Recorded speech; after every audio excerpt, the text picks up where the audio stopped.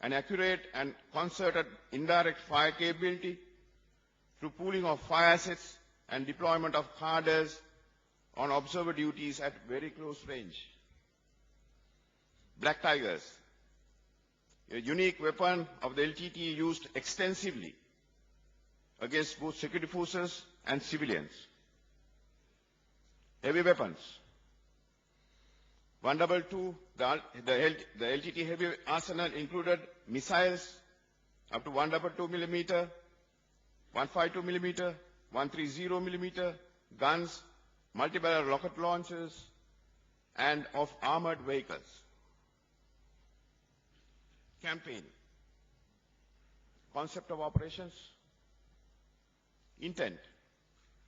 The intent of the operation was to degrade the LTTE combat efficiency, liberate people and areas held under the clutches of LTTE in order to re-establish state mechanism, normalcy, and sustainable peace in a sovereign state.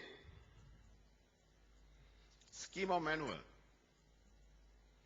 In the scheme of maneuver, the security forces were to accomplish the following as shown on the screen.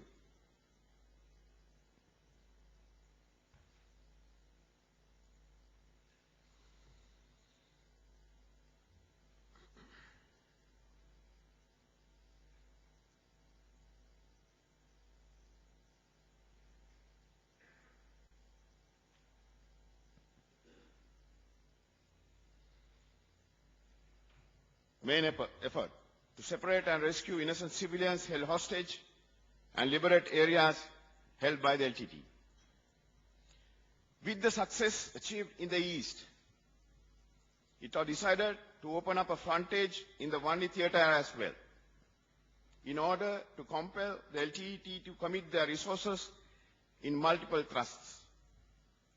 The concept of operations, which was based on maneuverist approach intended to achieve simultaneity, maintain tempo, and retain initiative through preemption and dislocation of its resources and disruption of the LTTE operational plans. By then, in the Northern Theatre, own troops were manning an approximately 11 kilometers long defended poster running from Kilali to Nagarkoil via Muamale, and approximately 140 kilometers long defended area from Mana to Kokutuduai via Omante in the south. In this backdrop, 5-7 Division, with the first offensive formation raised in the Wani theatre, launched its operations on 5th March 2007 along 3 axes from Vavuniya-Mana line of defense. Initial confrontations took place in the primary jungle, thus restricting effective use of armor and artillery as important firepower multipliers.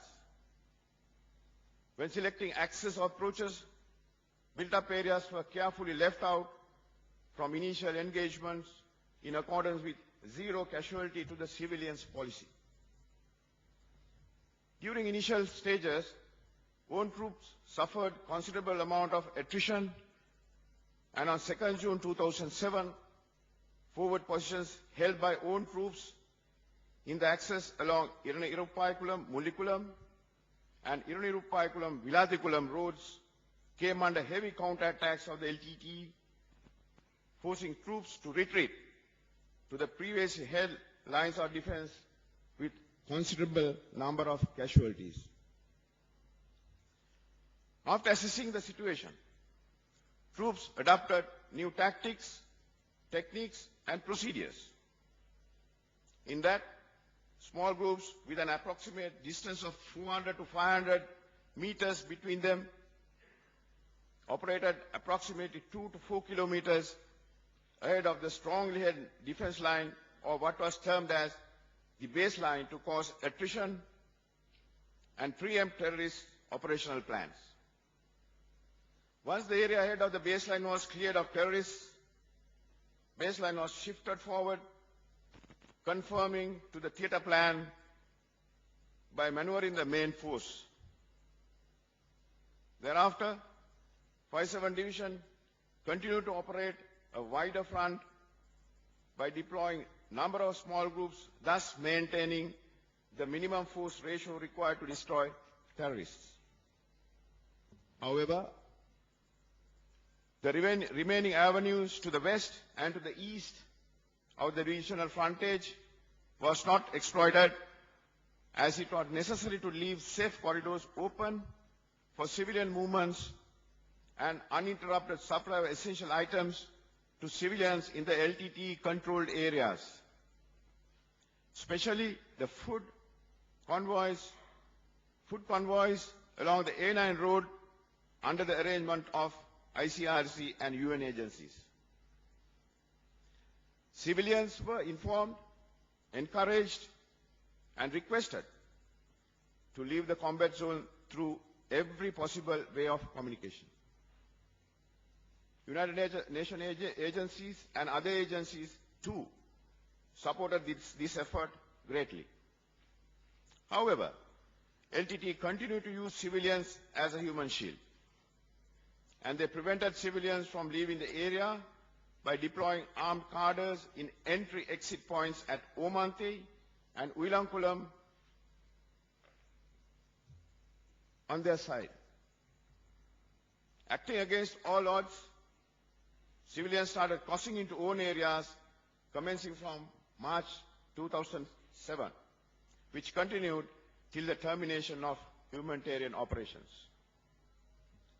On 3rd September 2007, Silamature, an important township, was liberated in order to establish a secure staging area for the future operations by the special forces supported by the infantry.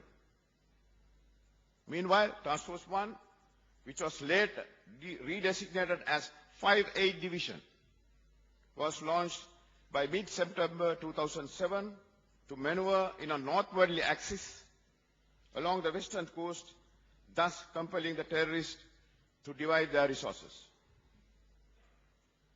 The slow progress experienced in the initial stages of the campaign can be attributed to several aspects. Before giving out these reasons for that, let me show you the defensive layout of the LTT at the initial stages on ground.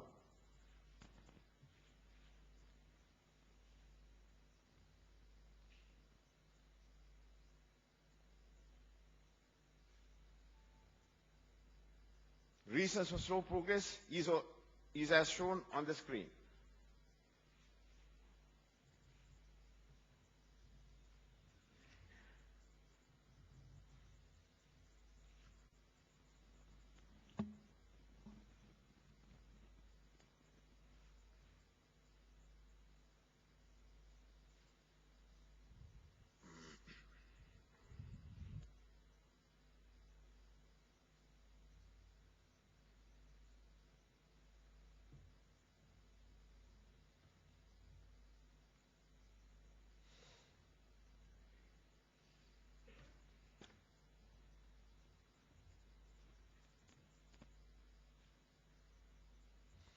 However, overcoming all these obstacles, troops of 5-7 Division valiantly captured Periyathampane village on 24th December 2007. By January 2008, 5-9 Division was also raised in Valioya with the intention of drawing terrorists in the Andankulam Forest Reserve, commonly known as the Mullaitivu jungles.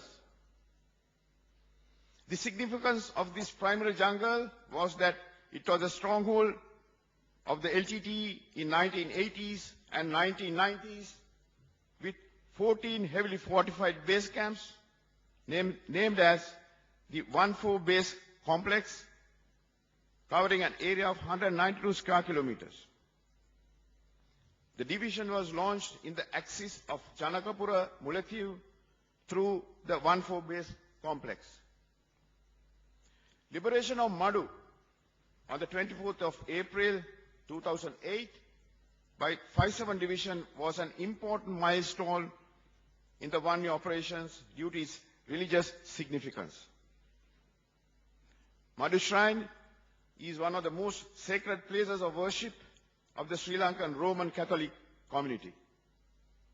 Devotees on pilgrimage to Madhu had to undergo severe hardships of the LTTE. Disregarding the rules of armed conflict, the LTTE had built even bunkers around the church and fired direct and indirect weapons from the premises.